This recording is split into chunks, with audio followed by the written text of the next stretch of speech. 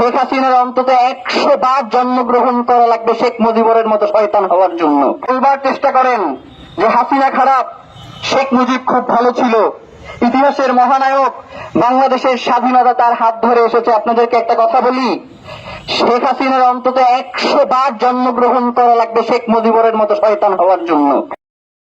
বিভিন্ন এজেন্সির মধ্য দিয়ে তাদের যে গোয়েন্দা রিপোর্টগুলো প্রকাশ হয়েছে সেখানে এটা স্পষ্ট হয়েছে যে এই খুনের পেছনে ভারতের জড়িত রয়েছে।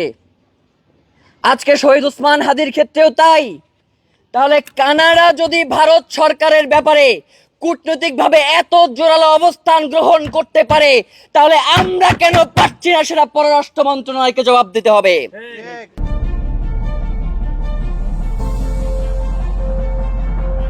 কাকে দিয়ে খুন করিয়েছিলেন, কার কার নাম বেরিয়েছিল?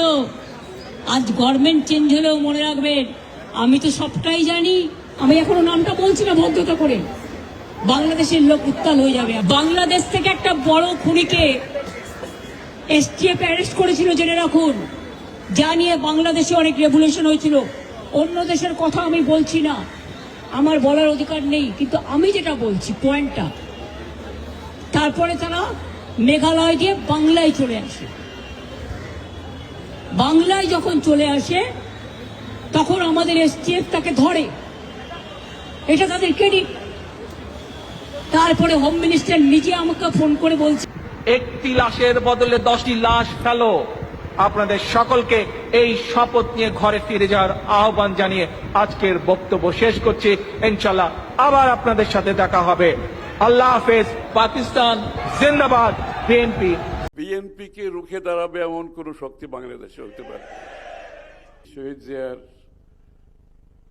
গণতান্ত্রিক দর্শন, ভাবনা, চিন্তা, এমন কোন শক্তি এখনো তৈরি হয়নি বাংলাদেশে যে আওয়ামী লীগ সরকারকে তারা উৎখাত করতে পারে। গতকাল মমতা বন্দ্যোপাধ্যায় একটা কথা স্পষ্ট করে বলেছে, তিনি কিন্তু একবারের জন্য বলে নাই যে ইন্ডিয়া উত্তাল হবে। তিনি বলেছেন এর পিছনে যারা রয়েছে তাদের নাম প্রকাশ হলে বাংলাদেশ উত্তাল হয়ে যাবে। তার মানে আমরা ধারণা করছি বাংলাদেশের এমন কোন ব্যক্তি বা সংস্থা এই খুনের পিছনে যে জড়িত রয়েছে, যার নাম প্রকাশ্যে বেরিয়ে আসলে বাংলাদেশ উত্তাল হয়ে উঠবে। সে এমন ব্যক্তি হতে পারে যে রাষ্ট্রীয় পর্যায়ে নীতি নির্ধারণী ঠিক করেন, বা এমন সংস্থা হতে পারে যারা বাংলাদেশের স্বাধীনতার সার্বভৌমত্ব বিকিয়ে দেওয়ার জন্য ভারতের সাথে আপোষ করে বসে আছে। বিএনপি কে জামাত এটা দেখার প্রয়োজন নাই, আমাদের একটাই দল, সেটা হলো আমরা সবাই মিলে দল মত নির্বিশেষে বাংলাদেশের সীমান্তকে রক্ষা করতে হবে। সীমান্তে কোনো ভারতীয় পুশিন চলবে না।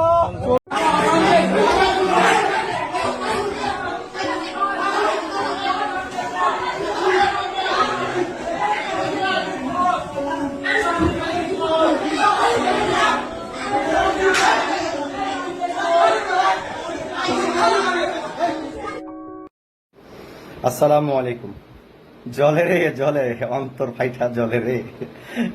কিছু রাজনীতি দলের নেতাদের অবস্থা খুবই করুণ অবস্থা হয়ে গেছে। বাংলাদেশ এগিয়ে যাচ্ছে, তাদের পছন্দ হচ্ছে না। আপনারা তো সকলে অবগত আছেন। বাংলাদেশের বিএনপির মন্ত্রী, পররাষ্ট্রমন্ত্রী ডক্টর খলিলুর রহমান জাতিসংঘের সাধারণ অধিবেশন ৮১তম প্রেসিডেন্ট নির্বাচিত হয়েছেন। আলহামদুলিল্লাহ, ওনাকে অভিনন্দন। সারা বিশ্বে ওনাকে অভিনন্দন জানাচ্ছে। তো যখন ডক্টর ইউনূস সাহেব যখন ওনাকে পররাষ্ট্র সচিব মন্ত্রী বানিয়েছিলেন, তখন কিন্তু দুইটা দল, এনসিপি এবং জামাত, তারা কিন্তু কোনো কথা বলে নাই। যখন বিএনপি সরকার এসে এই ডক্টর খলিলুর রহমান সাহেবকে পররাষ্ট্রমন্ত্রী মানে দায়িত্ব অব্যাহত রেখেছেন, এটা তাদের সহ্য হয় নাই। শুনি আওয়ামী লীগ করতেন, এই করতেন, সেই করতেন, অনেক কথা বলেছেন, আওয়ামী লীগের গুপ্তচর, বহুত কিছু। কিন্তু তারেক রহমান কিন্তু কারো কথা শুনেন নাই। তার মন্ত্রী সবাই কারা থাকবে না থাকবে এটা তার একান্ত দলীয় এবং তার দলের সিদ্ধান্ত। কিন্তু আজ সেই ডক্টর খলিলুর রহমান সারা বিশ্বকে তাক লাগিয়ে বাংলাদেশকে একটা অনারেবল জায়গা, সম্মানিত জায়গায় এই খলিলুর রহমান সাহেব নিয়ে গেছেন। ভোটের মাধ্যমে, তাও ৯৯% ভোট, মানে ৯৯ ভোট পেয়েছেন। এটা কি আমাদের দেশের জন্য গর্ব নয়? এখন তো আর বাংলাদেশকে তো আর পিছনে ফেলানোর কোনো ক্ষমতা নাই। এখন বাংলাদেশ সামনে এগিয়েই যাবে। এখন হয়তো অনেকেও বলবে যে বিএনপি সরকার জাতিসংঘকেও হাত করে ফেলেছে, জাতিসংঘকে কিনে ফেলেছে, এখন জাতিসংঘকে কমান্ড করবে বাংলাদেশ। এটা আমাদের জন্য একটা গর্ব, কিন্তু অনেকের কিন্তু ঘুম হারাম হয়ে গেছে, তাদের চুলকানি উঠে গেছে। ইলেকট্রল ট্যাবলেট খাইতে হবে, আমি দুদিন ধরে লাইভে যেগুলো বলতেছি, তো আপনারা এগুলো একটু খেয়াল করবেন। বাংলাদেশের সুনাম, বাংলাদেশের ইজ্জত যারা দেশের জন্য বই নিয়ে আসবে, তারা আমাদের দেশের গর্ব, তারা আমাদের দেশের দেশপ্রেমিক, সে যে কোনো দলেরই হোক না কেন। এই জিনিসটা মানলে আমাদের দেশ ভালো চলবে। আমরা ধন্যবাদ জানাচ্ছি বর্তমান পররাষ্ট্রমন্ত্রী ডক্টর খলিলুর রহমানকে জাতিসংঘের 81তম অধিবেশনের সাধারণ অধিবেশনের প্রেসিডেন্ট হওয়ার জন্য। আমরা চাই আগামীতে বাংলাদেশ আরো সুন্দর, সমৃদ্ধ একটি শক্তিশালী রাষ্ট্র গড়ে উঠবে বলে আমরা বিশ্বাস করি। ধন্যবাদ সবাইকে। আসসালামু আলাইকুম। এই সরকারের হাদি হত্যার বিচার নিশ্চিত করার জন্য তাদের কতটুকু আগ্রহ চেষ্টা আছে সেই প্রশ্ন থেকে গেল। আমরা ওই জায়গাটায় জোর খাটাইয়া কথা বইলাইয়া আমরা মমতাকে একদম মানে হচ্ছে গিয়া সিজদা করবো, বিষয়টা ওইরকম না। যে মমতা বলল যে কাকে দিয়ে খুন করানো হয়েছে, কে খুন করছে সবটা কিন্তু জানি, কিন্তু বাংলাদেশে উত্তাপ ছড়ানো হবে, বাংলাদেশে গ্যাঞ্জাম হবে, সেজন্য বললাম না। এটা তার নিজস্ব কথাবার্তা, এটা সত্য মিথ্যা সে জানে, তার মন জানে, সৃষ্টিকর্তা জানে। ওটার উপর ডিপেন্ড করে আমরা জোর খাটায় কথা বলবো না যে মমতা আপনি নাম বলে দেন। এই প্রশ্ন যদি আমরা জোর কাটাইয়া এক্সেলার্ট বাড়াইয়া গতি বাড়াইয়া যদি আমরা বলি, তাহলে এই প্রশ্নের সম্মুখীন আমরা হতে পারি যে মমতা তিনি নির্বাচনে হেরে তার প্রতিদ্বন্দ্বীকে, তার বিপক্ষ পার্টিকে, দলকে নিজস্ব ঝামেলা বাজানোর জন্য, তার জনপ্রিয়তা বাড়ানোর জন্য সেইটা বলতেছে, সে এইসব কথাবার্তা বলতেছে। আমরা ওই প্রশ্নের সম্মুখীন হব না। আমরা ওই জায়গাটায় প্রশ্ন করব যে হাদিকে হত্যাকারী, অভিযুক্তকারী এবং সন্দেহজনকভাবে বা তথ্য প্রমাণ অনুযায়ী যাকে সন্দেহ করা হয়েছে তাকে তো পাশের দেশ থেকে গ্রেপ্তার করা হয়েছে। আমরা সরাসরি তো বলতে পারি না যে ফয়সাল হত্যাকারী।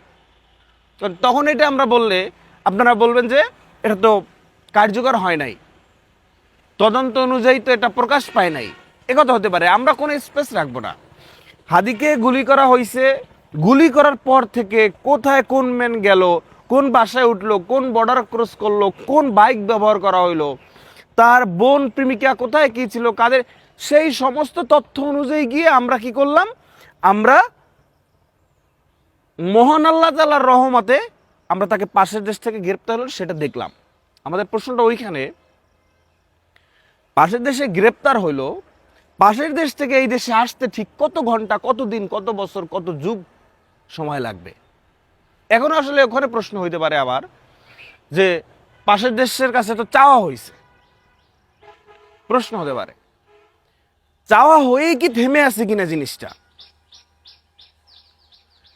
কোনো কিছুর বিনিময়ে, যে কোনো কিছুর বিনিময়ে আমরা হাদি হত্যার খুনিদেরকে বাংলাদেশে নিয়ে আসতে চাই, বাংলাদেশের কাঠগড়ায় আমরা দাঁড়া করাইতে চাই।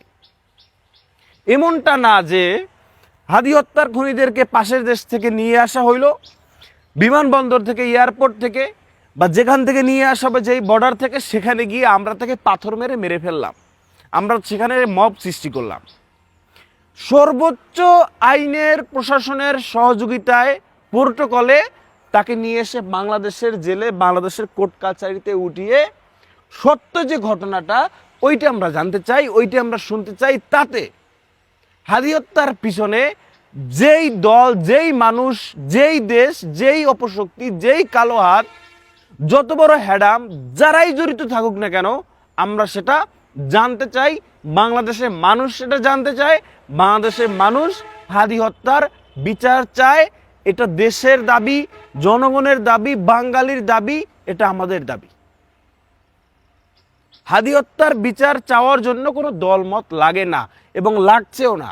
হাদি হত্যার বিচার দলমত নির্বিশেষে যাচ্ছে, কারণ হাদি একজন উদীয়মান নেতা। এখন যারা আছে তাদের চেয়েও কখনো কখনো জায়গায় আমরা বিচার করি যে আল্লাহ তাআলা হাদিকে অলৌকিক পাওয়ার দিছিল ফিউচার বলে দেওয়ার জন্য। তো সেরকম একটা পার্সনকে বাংলাদেশের বুকে দিবালোকে গুলি করে মেরে ফেলা হইল, যার জন্য, যার জানাজা পড়ার জন্য ঢাকা থেকে 300-400 কিলোমিটার দূর থেকে মানুষ তার শুধু জানাজাটা পড়তে গেছে। নিজের পকেটে টাকা নাই, অন্যের কাছ থেকে ধার করে শুধু ভাড়া দেয়, যার জানাজা পড়বে সেজন্য টাকা ধার করে জানাজা পড়ে আবার আসছে, এরকম নজির আছে, হয়েছে হাদির জানাজায়। তাহলে এরকম একটা মানুষকে হত্যা করে ফেলা হলো, সেটার বিচার হবে না, সেটার সত্যতা এই জাতি জানবে না, এটা হতে পারে না। আমরা হাদি হত্যার বিচার চাই। হাদি হত্যার পিছনে যে নীল নকশা, যেই কালো হাত, অপশক্তি, যেই হাত, ওই হাতের ডিটেলস আমরা জানতে চাই, বাংলাদেশের মানুষ জানতে চায়। জাস্টিস ফর হাদি, হাদি হত্যার বিচার চাই।